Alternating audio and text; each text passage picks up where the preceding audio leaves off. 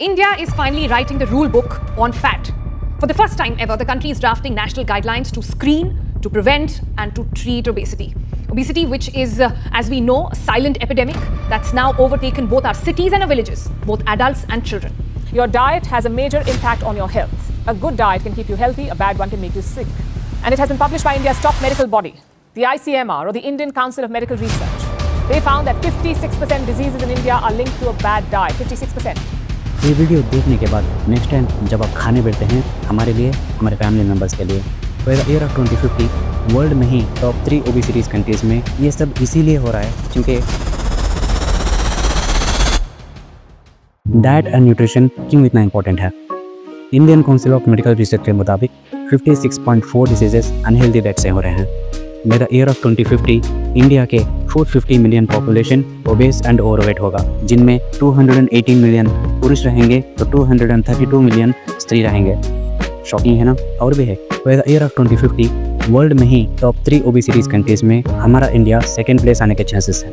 बहुत सारे लोगों को ये पता नहीं होता है कि डेली बेसिस पे प्रोटीन खाना होता है, कितना ग्राम्स प्रोटीन खाना होता है। कई लोग ये भी सोचते हैं कि प्रोटीन सिर्फ जिम जाने वाले लोग खाना चाहिए, लड़कियां तो प्रोटीन खाना ही नहीं चाहिए। ये सब इसीलिए हो रहा है क्योंकि जनरल पब्लिक को डाइट एंड न्यूट्रिशन के बारे में एक जनरल सी आइडिया भी नहीं है। इसके बारे में कोई बात नहीं कर रहा है, लेकिन हम बात करेंगे हमारे लिए, हमारे फैमिली मेम्बर्स के लिए। ये वीडियो देखने के बाद नेक्स्ट टाइम जब आप खाने बैठते हैं तो आपके प्लेट में क्या है, क्या नहीं है, क्या होना चाहिए था, ये आप खुद डिसाइड कर पाएंगे। आखिर तक बने रहिए।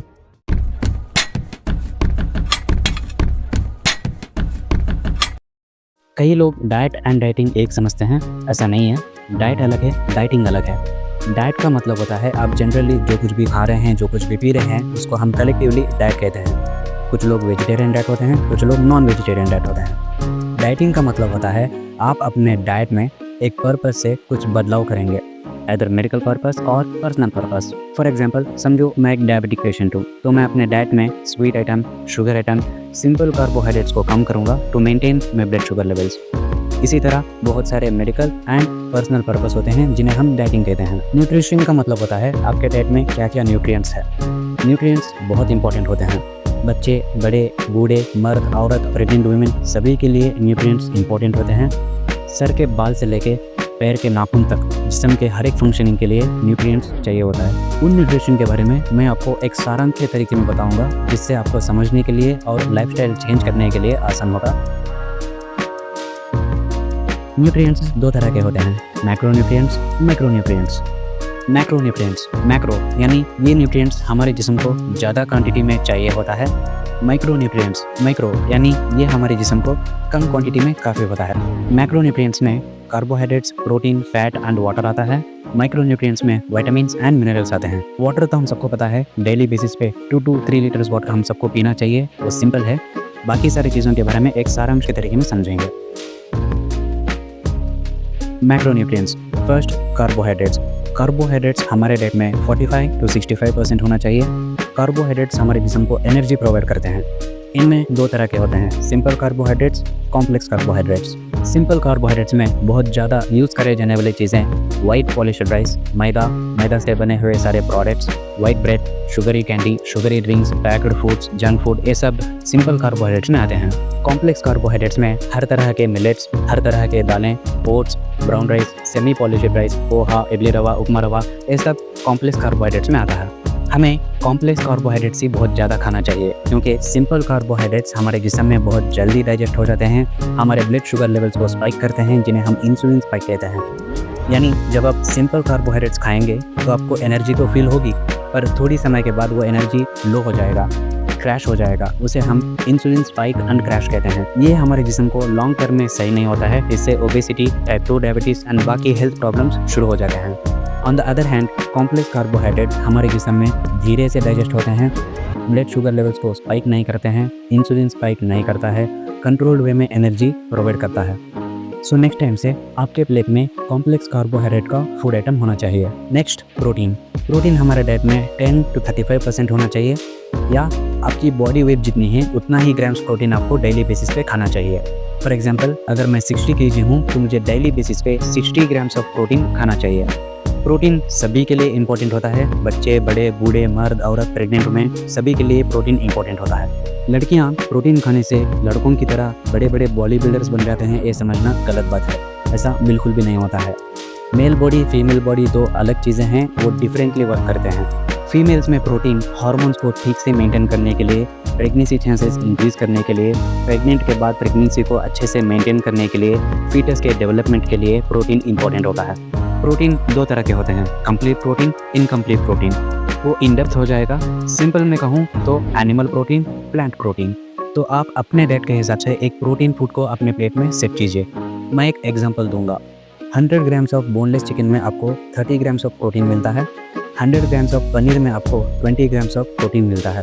तो मैं अगर 60 kg हूँ तो मुझे डेली बेसिस पे 200 ग्राम्स ऑफ बोनलेस चिकन खाना चाहिए या 300 ग्राम्स ऑफ पनीर खाना चाहिए।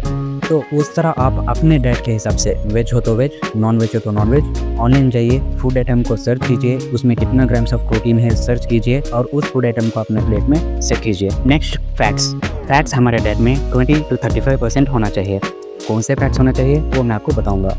फैट्स 3 तरह के होते हैं, saturated fat, unsaturated fat, trans fat. Trans fat हमारे जिस्म के लिए विलन होता है, अनसैचुरेटेड फैट हमारे जिस्म के लिए हीरो होता है, सैचुरेटेड फैट हमारे जिस्म के लिए हीरोइन होता है। तो हमें ट्रांस फैट ज़्यादा नहीं खाना चाहिए। उसमें highly processed food, fat food, junk food, fried food, ये सब बातें हैं, इन्हें हमें कम क्वांटिटी में खाना चाहिए, वरना हार्ट के प्रॉब्लम्स शुरू हो जाते हैं। Next, saturated fat. Saturated fat हमारे जिस्म को हीरोइन की तरह है। वो अच्छे फैट्स होते हैं, बट फिर भी उसे हम कम क्वांटिटी में खाना चाहिए। उसमें घी, बटर, चीज़ ये सब आते हैं, इन्हें हमें कम क्वांटिटी में खाना चाहिए होता है। Next, unsaturated fats. Unsaturated fats हमारे जिस्म के लिए हीरो की तरह होता है। उसमें फिर 2 तरह के हैं, मोनोसैचुरेटेड, पॉलीसैचुरेटेड। वो भी इन डेप्थ हो जाएगा। सिंपल से कहूँ तो अनसैचुरेटेड फैट्स आपको ड्राई फ्रूट से मिलेंगे और कोल्ड प्रेस या कच्ची घनी तेल से आपको अनसैचुरेटेड फैट्स मिलेंगे। रिफाइंड ऑयल्स में न्यूट्रिएंट्स कम होते हैं, कच्ची घनी तेल में न्यूट्रिएंट्स ज़्यादा होते हैं। तो नेक्स्ट टाइम से आप कुकिंग के लिए कच्ची घनी का तेल यूज़ करना। बहुत सारे कच्ची घनी तेल आते हैं, आपको जो पसंद है उसको सिलेक्ट कीजिए और उससे आपको कुकिंग करना है। और उसी तरह आपके प्लेट में एक छोटी कटोरी के उतना मिक्सड ड्राई फ्रूट्स होना चाहिए। ये है मैक्रोन्यूट्रिएंट्स। अब बात करेंगे माइक्रोन्यूट्रिएंट्स के बारे में। माइक्रोन्यूट्रिएंट्स में विटामिन्स एंड मिनरल्स आते हैं, उनके बारे में भी इन डेप्थ नहीं जाएंगे। सिंपल से कहूँ तो आपको माइक्रोन्यूट्रिएंट्स वेजिटेबल्स एंड फ्रूट से मिलेंगे। तो नेक्स्ट टाइम से आपको अपने प्लेट में थोड़े से हरी सब्जी और कोई एक फ्रूट होना चाहिए। अब देखते हैं how your plate should look, यानी आपका प्लेट कैसा दिखना चाहिए। ऐसा आपका प्लेट दिखना चाहिए। उसमें कॉम्प्लेक्स कार्ब भी होना चाहिए, हेल्दी फैट्स भी होना चाहिए, उसके साथ साथ प्रोटीन और थोड़े से हरी सब्जी और फ्रूट भी होना चाहिए। वंस अगेन मैं ये नहीं कह रहा हूँ कि लाइफ एंजॉय मत करना, एंजॉय कीजिए, पर ध्यान दीजिए कि 90% फूड आपका हेल्दी रहे, बाकी 10% में आप जंक फूड या आपको जो कुछ भी पसंद है आप खा सकते हैं, कुछ दिक्कत नहीं होगा। आई होप आपको ये वीडियो इन्फॉर्मेटिव लगी। अपने फ्रेंड्स एंड फैमिली मेम्बर्स को शेयर करें। मेरे अपकमिंग इन्फॉर्मेटिव वीडियोस मिस नहीं करना चाहते हैं तो सब्सक्राइब कीजिए and importantly bell icon press करके नोटिफिकेशन ऑन में रखना। See you in my next video.